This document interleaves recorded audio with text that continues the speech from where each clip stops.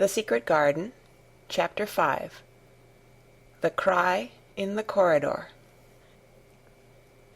At first, each day which passed by for Mary Lennox was exactly like the others. Every morning she awoke in her tapestried room and found Martha kneeling upon the hearth building her fire. Every morning she ate her breakfast in the nursery, which had nothing amusing in it, and after each breakfast she gazed out of the window across to the huge moor, which seemed to spread out on all sides and climb up to the sky, and after she had stared for a while she realized that if she did not go out she would have to stay in and do nothing, and so she went out. She did not know that this was the best thing she could have done, and she did not know that, when she began to walk quickly or even run along the paths and down the avenue, she was stirring her slow blood and making herself stronger by fighting with the wind which swept down from the moor. She ran only to make herself warm, and she hated the wind which rushed at her face and roared and held her back as if it were some giant she could not see. But the big breaths of rough fresh air blown over the heather filled her lungs with something which was good for her whole thin body, and whipped some red color into her cheeks and brightened her dull eyes, when she did not know anything about it. But after a few days spent almost entirely out of doors, she wakened one morning knowing what it was to be hungry, and when she sat down to her breakfast she did not glance disdainfully at her porridge and push it away, but took up her spoon and began to eat it, and went on eating it until her bowl was empty. "Tha got on well enough with that this morning, didn't tha?" said Martha. "It tastes nice to-day," said Mary, feeling a little surprised herself. "It's the air of the moor that's given thee stomach for the victuals," answered Martha. "It's lucky for thee that thou's got victuals as well as appetite. There's been 12 in our cottage as had the stomach and nothing to put in it. You go on playing you out o' doors every day, and you'll get some flesh on your bones, and you won't be so yeller." "I don't play," said Mary. "I have nothing to play with." "Nothing to play with!" exclaimed Martha. "Our children plays with sticks and stones. They just runs about and shouts and looks at things." Mary did not shout, but she looked at things. There was nothing else to do. She walked round and round the gardens and wandered about the paths in the park. Sometimes she looked for Ben Weatherstaff, but though several times she saw him at work, he was too busy to look at her, or was too surly. Once when she was walking toward him, he picked up his spade and turned away, as if he did it on purpose. One place she went to oftener than to any other. It was the long walk outside the gardens, with the walls round them. There were bare flower beds on either side of it, and against the walls ivy grew thickly. There was one part of the wall where the creeping dark green leaves were more bushy than elsewhere. It seemed as if for a long time that part had been neglected. The rest of it had been clipped and made to look neat, but at this lower end of the walk it had not been trimmed at all. A few days after she had talked to Ben Weatherstaff, Mary stopped to notice this, and wondered why it was so. She had just paused, and was looking up at a long spray of ivy swinging in the wind, when she saw a gleam of scarlet and heard a brilliant chirp, and there on the top of the wall perched Ben Weatherstaff's robin redbreast, tilting forward to look at her with his small head on one side. "Oh!" she cried out. "Is it you? Is it you?" And it did not seem at all queer to her that she spoke to him, as if she were sure that he would understand and answer her. He did answer. He twittered and chirped and hopped along the wall as if he were telling her all sorts of things. It seemed to Mistress Mary as if she understood him too, though he was not speaking in words. It was as if he said, "Good morning. Isn't the wind nice? Isn't the sun nice? Isn't everything nice? Let us both chirp and hop and twitter. Come on, come on." Mary began to laugh, and as he hopped and took little flights along the wall, she ran after him. poor little thin, sallow, ugly Mary, she actually looked almost pretty for a moment. "I like you, I like you," she cried out, pattering down the walk, and she chirped and tried to whistle, which last she did not know how to do in the least. But the robin seemed to be quite satisfied, and chirped and whistled back at her.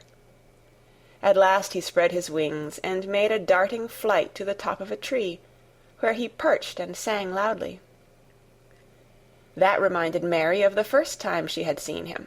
He had been swinging on a tree-top then, and she had been standing in the orchard. Now she was on the other side of the orchard, and standing in the path outside a wall, much lower down, and there was the same tree inside. "It's the garden no one can go into," she said to herself. "It's the garden without a door. He lives in there. How I wish I could see what it is like." She ran up the walk to the green door she had entered the first morning. Then she ran down the path through the other door, and then into the orchard. And when she stood and looked up, there was the tree on the other side of the wall, and there was the robin just finishing his song, and beginning to preen his feathers with his beak. "It is the garden," she said. "I am sure it is." She walked round and looked closely at that side of the orchard wall, but she only found what she had found before, that there was no door in it. Then she ran through the kitchen gardens again, and out into the walk outside the long ivy-covered wall, and she walked to the end of it and looked at it, but there was no door. And then she walked to the other end, looking again, but there was no door. "It's very queer," she said. "Ben Weatherstaff said there was no door, and there is no door. But there must have been one 10 years ago, because Mr. Craven buried the key." This gave her so much to think of that she began to be quite interested, and feel that she was not sorry that she had come to Misselthwaite Manor. In India she had always felt hot and too languid to care much about anything.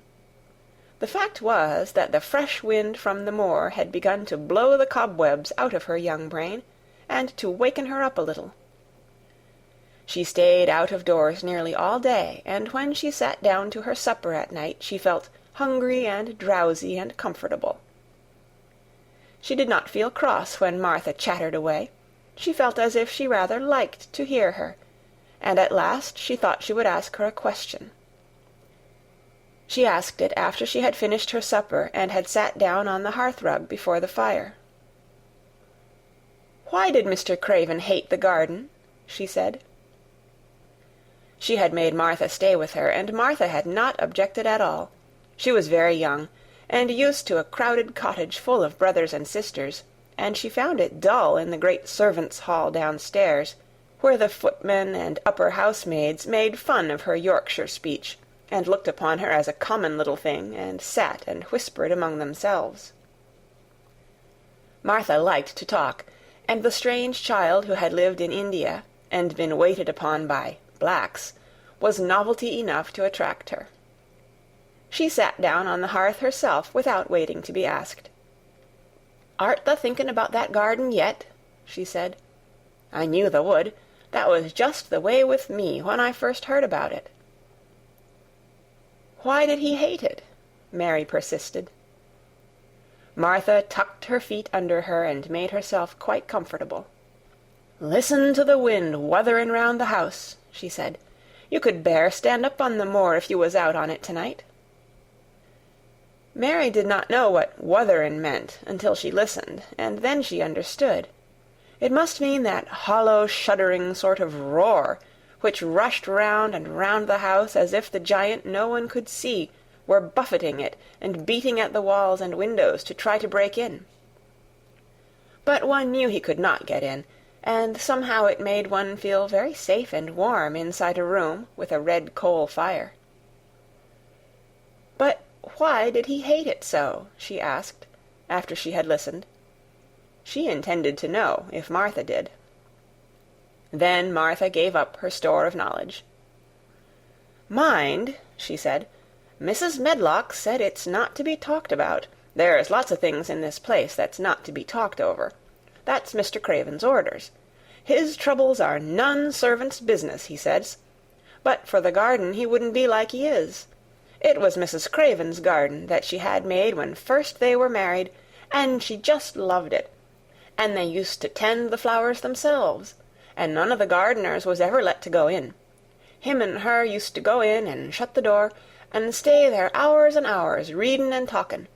And she was just a bit of a girl, and there was an old tree with a branch bent like a seat on it. And she made roses grow over it, and she used to sit there. But one day when she was sittin' there, the branch broke, and she fell on the ground, and was hurt so bad that next day she died. The doctors thought he'd go out o' his mind and die too. That's why he hates it. No one's never gone in since, and he won't let anyone talk about it." Mary did not ask any more questions. She looked at the red fire and listened to the wind wutherin'. It seemed to be wutherin' louder than ever. At that moment a very good thing was happening to her. 4 good things had happened to her, in fact, since she came to Misselthwaite Manor. She had felt as if she had understood a robin, and that he had understood her. She had run in the wind until her blood had grown warm. She had been healthily hungry for the first time in her life, and she had found out what it was to be sorry for someone. But as she was listening to the wind, she began to listen to something else. She did not know what it was, because at first she could scarcely distinguish it from the wind itself. It was a curious sound. It seemed almost as if a child were crying somewhere. Sometimes the wind sounded rather like a child crying, but presently Mistress Mary felt quite sure this sound was inside the house, not outside it. It was far away, but it was inside. She turned round and looked at Martha. "Do you hear anyone crying?" she said. Martha suddenly looked confused. "No," she answered. "It's the wind. Sometimes it sounds like as if someone was lost on the moor and wailin'. It's got all sorts of sounds." "But listen," said Mary. "It's in the house, down one of those long corridors." And at that very moment a door must have been opened somewhere downstairs, for a great rushing draught blew along the passage, and the door of the room they sat in was blown open with a crash, and as they both jumped to their feet the light was blown out, and the crying sound was swept down the far corridor, so that it was to be heard more plainly than ever. "There," said Mary, "I told you so. It is someone crying, and it isn't a grown-up person." Martha ran and shut the door and turned the key, but before she did it they both heard the sound of a door in some far passage shutting with a bang, and then everything was quiet, for even the wind ceased wutherin' for a few moments. "It was the wind," said Martha stubbornly, "and if it wasn't, it was little Betty Butterworth, the scullery maid. She's had the toothache all day." But something troubled and awkward in her manner made Mistress Mary stare very hard at her. She did not believe she was speaking the truth. End of chapter 5.